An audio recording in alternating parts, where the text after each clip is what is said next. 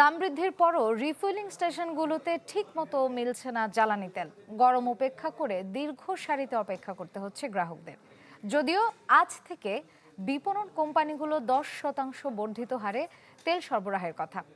এদিকে বিভিন্ন অফিস কিংবা কারখানার জন্য ড্রামে করে তেল সংগ্রহ প্রক্রিয়াও পড়েছে জটিলতায়। কেউ নিচ্ছে অতিরিক্ত তেল, কেউ আবার প্রয়োজনেরটা পাচ্ছে না।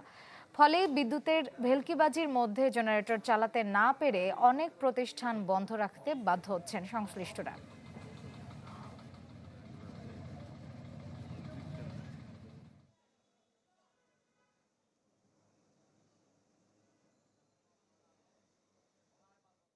পরিবর্তন পাই নাই কোনো কিছু, সে হয়রানিটা আমরা হইতেছি।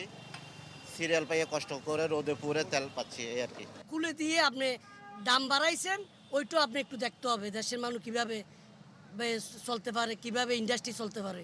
নিজেকে বুঝাইতে পারতাম যে না, দাম বাড়ার পরে আমাদের কষ্টটা, দুর্ভোগটা দূর হয়ে গেছে, কিন্তু তা হচ্ছে না। আমাকে ধান কাটতেছি না, ওই ধান কাটা মেশিন বন্ধ, তারপরে এই যে ধান মাড়াই কল বন্ধ। আমাদের পর্যাপ্ত তেলের দরকার, ধান মাড়াই করার জন্য তেলের দরকার। এখনো ধানে পানি লাগতেছে, ধানের তেল পর্যাপ্ত পাচ্ছি না। তেলের দাম বাড়ার পর থেকে এখনো পর্যন্ত আমাদের এই পাম্পে তেল আসেনি, ডিপো থেকে তেল ছাড়ি নেই।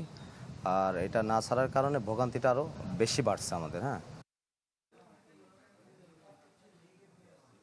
জ্বালানি সংকটের খবর জানাতে আমাদের সাথে সিলেট থেকে যোগ দিচ্ছেন সহকর্মী আজহার উদ্দিন শিমুল এবং বরিশাল থেকে যোগ দিচ্ছেন কাউসার হোসেন রানা। শুরুতেই যাচ্ছি শিমুলের কাছে। শিমুল, সিলেটের ফিলিং স্টেশনগুলোর চিত্রটা কেমন দেখছেন? গতকাল তো দাম বাড়িয়েছে তেলের, বাড়তি মূল্য নিয়ে গ্রাহকরা কি বলছেন?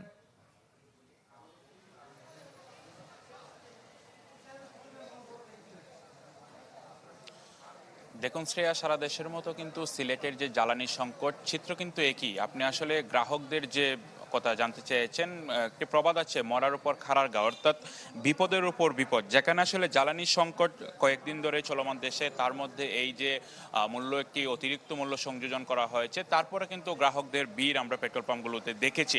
গ্রাহকরা বলছেন যে এমনিতেই যে জ্বালানি সংকট, তার মধ্যে সরকার আবার দাম বাড়িয়েছে, তারা এটাকে আসলে অতিরিক্ত হিসেবে বলছেন। তারপরে তারা আসলে জ্বালানি সংগ্রহ করতে কিন্তু হিমশিম খাচ্ছেন। যেসব পেট্রোল পাম্পগুলো রয়েছে সিলেটের, বিশেষ করে 77টি পেট্রোল পাম্প রয়েছে, পেট্রোল পাম্পের মালিকরা বলছেন তারা আসলে স্থানীয়ভাবে যেসব ডিপো থেকে জ্বালানি সংগ্রহ করেন, তাদেরকে যে পরিমাণ জ্বালানি দেওয়া হয়, তারা সেই পরিমাণ জ্বালানি আসলে গ্রাহকদের দেওয়ার চেষ্টা করছেন। তবে বিপরীত দিক দিয়ে গ্রাহকরা বলছেন আগে যেখানে ইচ্ছা মতো তারা জ্বালানি সংগ্রহ করতে পারতেন, এখন তাদেরকে আসলে, যারা বিশেষ করে মোটরসাইকেল আরোহীরা রয়েছেন, তাদেরকে 200 টাকার জ্বালানি দেওয়া হচ্ছে, যার ফলে একটি সমস্যা কিন্তু তৈরি হচ্ছে।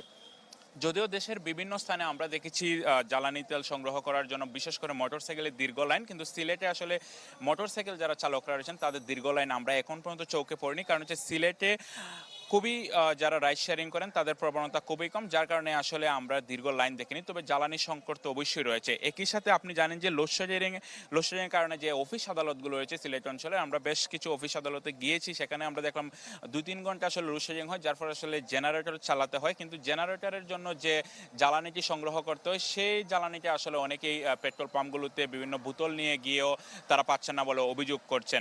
এবং যারা পেট্রোল পাম্প মালিক অ্যাসোসিয়েশন সিলেটের নেতৃবৃন্দরা রয়েছেন, তারা বলছেন যে এই রকম জ্বালানি যে হুট করে বেড়েছে, সামনে যদি আসলে সংকট তৈরি হয় তখনও আসলে জ্বালানি তেলের দাম বাড়তে পারে। এবং আমরা দেখেছি দেশের বিভিন্ন জায়গায় জ্বালানি সংকট যখন তৈরি হয়েছে তখন বিভিন্ন অপ্রীতিকর ঘটনার খবর আমরা পেয়েছি। তবে সিলেটে আসলে সব রকমের অপ্রীতিকর ঘটনা এড়াতে পেট্রোল পাম্পগুলোতে পুলিশের পক্ষ থেকে বেশ নিরাপত্তা জোরদার করা হয়েছে। এবং আমরা দেখেছি সিলেটের যেসব পেট্রোল পাম্পগুলো রয়েছে সেখানে 2 জন করে পুলিশ মোতায়েন করা হয়েছে, যাতে কোনো ধরনের অপ্রীতিকর ঘটনা না ঘটে। তো শ্রেয়া, সব মিলিয়ে আমার কাছে এই ছিল সিলেটের জ্বালানি সংকটের সবশেষ। ধন্যবাদ শিমুল। এবারে আমরা বরিশালে যাচ্ছি, সেখানে আছেন কাউসার হোসেন রানা। রানা, আমাদেরকে জানাবেন বরিশালে কেমন দেখছেন ফিলিং স্টেশনের চিত্র?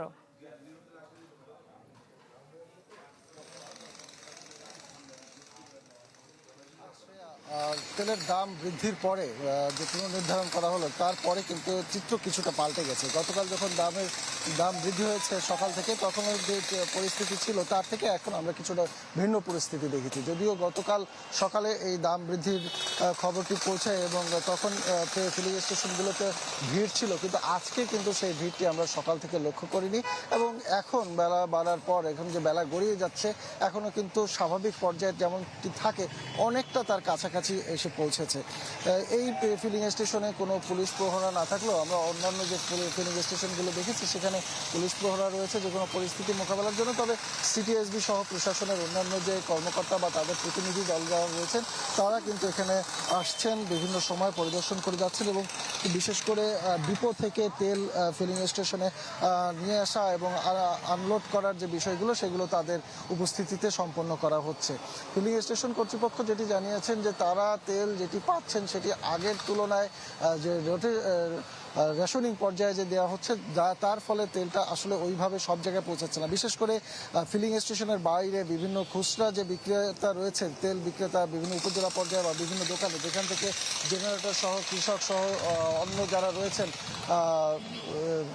সে জেলে অন্যান্য যে যারা রয়েছেন তারা যে তেলটা নিতে পারেন সেই তেলটা কিন্তু নিতে পারছেন না। এর একটা প্রভাব সাধারণ সমাজে বা নগরীতে রয়েছে বা নগরীর বাইরে জেলা শহরগুলো জেলা উপজেলাগুলোতে রয়েছে। এর প্রভাবে সেই সব জায়গায় একটা কালোবাজারি হয় বা দাম বৃদ্ধি পায়, অর্থাৎ নতুন করে যে দাম বৃদ্ধি পেয়েছে এবং তারপরেও আরও বেশি দামে বৃদ্ধি পায় এবং সেখানেও তেল পাওয়া নিয়ে নানান জটিলতা হয়। এর আগে যেমন আমরা কথা বলেছি কৃষকের সাথে, তারা সেচের জন্য পর্যাপ্ত তেল পান না। জেলেদের সাথে কথা বলেছি যে মাছ ধরতে যাওয়ার জন্য যতটুকু তেল প্রয়োজন সেই তেল তারা পাচ্ছেন না এবং এখনও যারা তেল পাচ্ছেন দাম বৃদ্ধির পরে এটা এখনও কিন্তু মোটরসাইকেলগুলোতে সর্বোচ্চ 300 টাকার তেল দেওয়া হচ্ছে বা বড় গাড়িগুলোকে সর্বোচ্চ 1000 টাকার তেল দেওয়া হচ্ছে। তো তারা সেখানে বলছেন যে এই এখন তো দাম বৃদ্ধি পেয়েছে, এখন কিন্তু তেলটা পর্যাপ্ত, যার যতটুকু লাগে ততটুকু দিলে এই পরিস্থিতি আর হয় না। প্রশাসনের সাথে আমাদের কথা হয়েছে, তারা জানিয়েছেন যে তেলের মজুদ যাতে না হয় সেজন্য তারা সব ধরনের প্রস্তুতি করছে। ইতিমধ্যে জেলার বিভিন্ন জায়গায় অভিযান চালানো হয়েছে এবং তাতে অবৈধ মজুদদারদেরকে আটক করা হয়েছে বা জরিমানা করা হয়েছে এবং তেল জব্দ করে খোলা বাজারে বিক্রি করা হয়েছে। তো এই ছিল বরিশালের পরিস্থিতি। শ্রেয়া। ধন্যবাদ রানা। দর্শক, জ্বালানি সংকটের খবর জানতে আমরা সরাসরি যুক্ত ছিলাম বরিশাল এবং সিলেটে।